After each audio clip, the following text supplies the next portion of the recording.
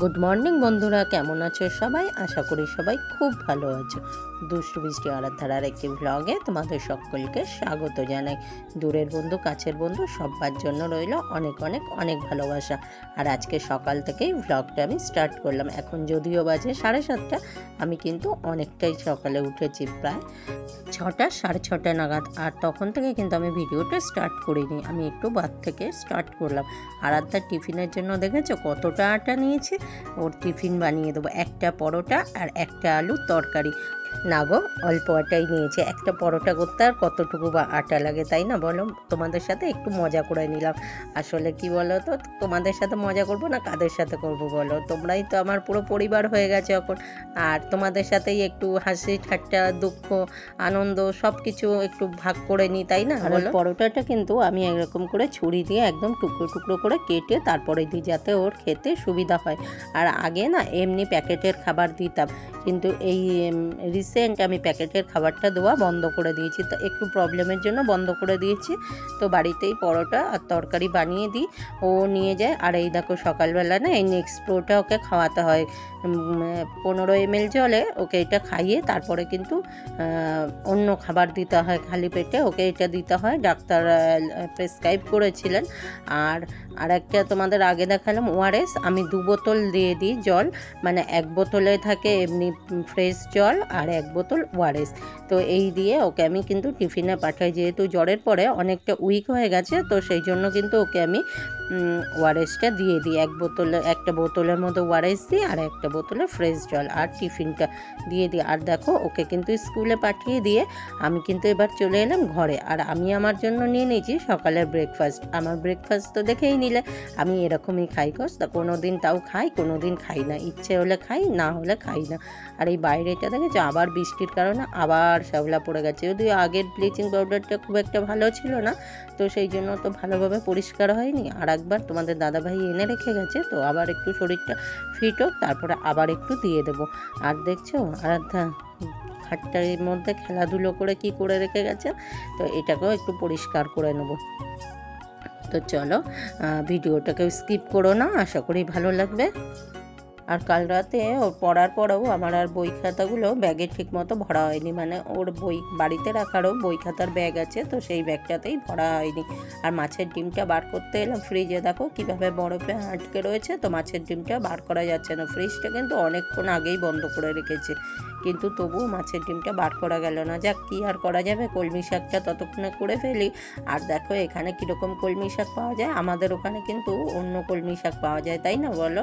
এই কলমি শাকটা খুব অল্প পাওয়া যায়, আর এখানে কিন্তু এই কলমি শাকটা বেশি পাওয়া যায়। আর আমাদের ওখানে যেটা পাওয়া যায় মানে কলকাতায়, সেটা কিন্তু কম পরিমাণে পাওয়া যায় এখানে। মাছের ডিম তো আর বার করতে পারলাম না, লাস্টে মেনু চেঞ্জ করে ফেললাম। মুসুরির ডাল করব পাতলা করে, আর কলমি শাক ভাজা, আর ডিমের অমলেট।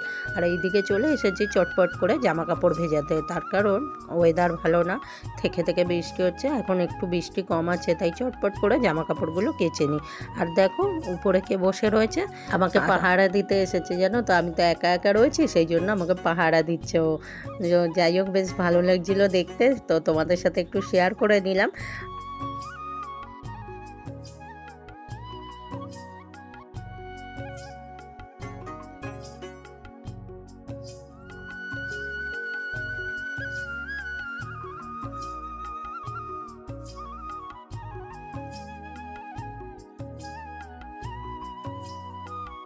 আর আকাশটার অবস্থা দেখেছো কীরকম বিচ্ছিরি হয়ে রয়েছে, সেই জন্য কিন্তু জামা কাপড় আর বাইরে মেলিনি, বারান্দাতেই একেবারে মেলে দিলাম।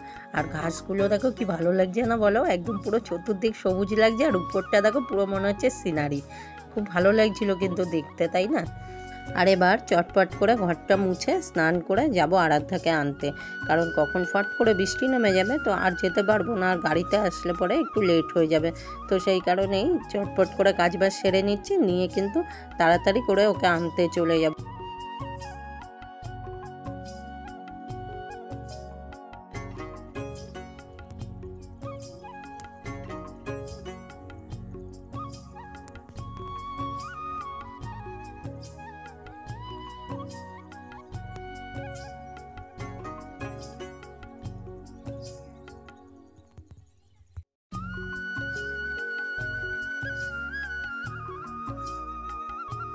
আবার কিন্তু অনেকক্ষণ বাদেই এলাম, স্নান টান করে পুজো দিয়ে রেডি হয়ে তারপরে আবার তোমাদের সামনে এলাম। আর নিয়ে নিলাম ওর জন্য রেনকোট, যদি বাই চান্স বৃষ্টি নামে তো সেই কারণে। আর আমি নিয়ে নিলাম একটা ছাতা, যদিও ছাতা ধরে সাইকেল চালাতে খুবই অসুবিধা হয়, তবুও সেফটির জন্য নিয়ে রাখলাম।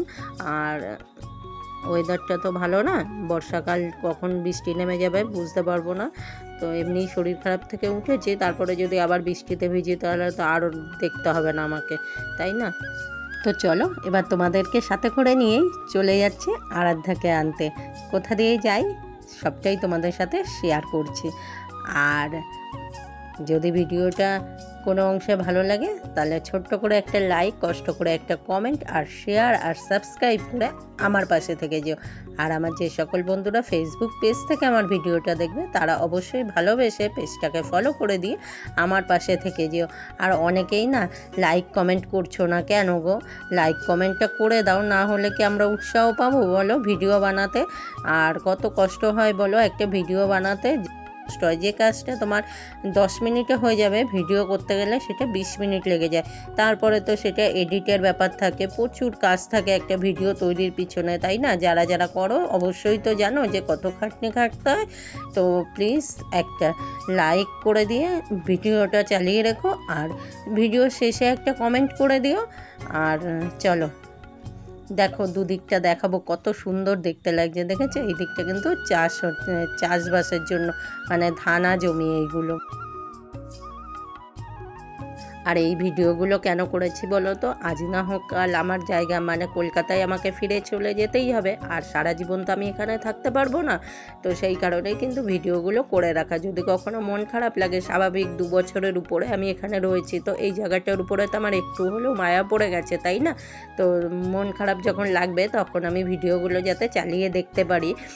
আর তাছাড়াও বাড়িতে বলো না, একটা কুকুর বা বিড়াল পুষলেও তো তার উপরে মায়া পড়ে যায়। আর আমি এখানে 2 বছরের উপরে রয়েছি, স্বাভাবিক এই জায়গাটার উপরে মায়া পড়ে গেছে। তো কোনো দিন তো আমি এই দিকের ভিডিওগুলো তোমাদের সাথে শেয়ার করিনি, এই দিকে রাস্তাঘাটগুলো, এই দিকের মানে মাঠঘাটগুলো কিছুই তো তোমাদের সাথে শেয়ার করা হয়নি। তো ভাবলাম একটা ছোট্ট ভিডিওর মাধ্যমে এই দিকের পরিবেশটা তোমাদের সাথে একটু শেয়ার করে নিই। আর আরাধ্যাকে নিয়ে আমি কিন্তু বেরিয়ে পড়েছি।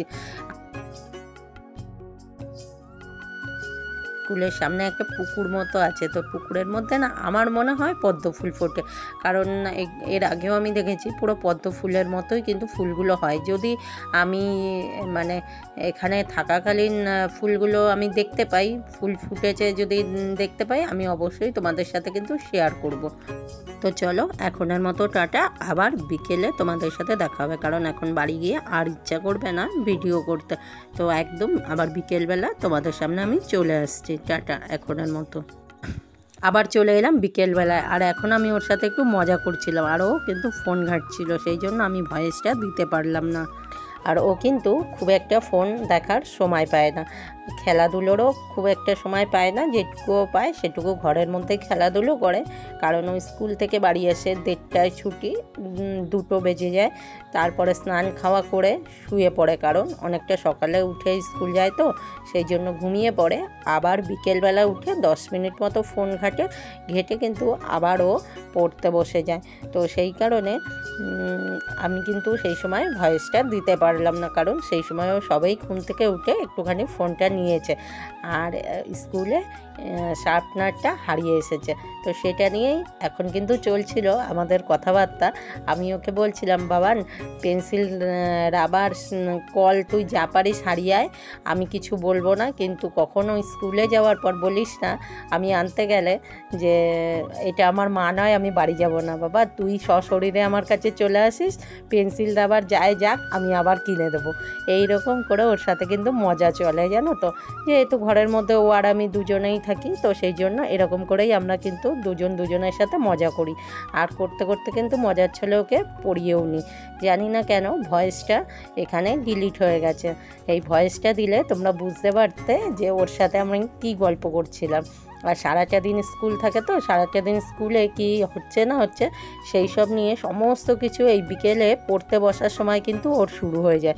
আর দেখো ওর সাথে কথা পড়াতে আমার কিন্তু একটু খিদে পেয়ে গেছিলো, তো একটুখানি মুড়ি আর চানাচুর নিয়ে এলাম, মা আর মেয়েতে খেয়ে নেব। আর একদম রাত্রিবেলা আলু ভেজে নিলাম, কারণ দুপুরের ডাল আছে। চলো আজকের মতো টাটা, সবাই ভালো থেকো, সুস্থ থেকো, সাবধানে থেকো।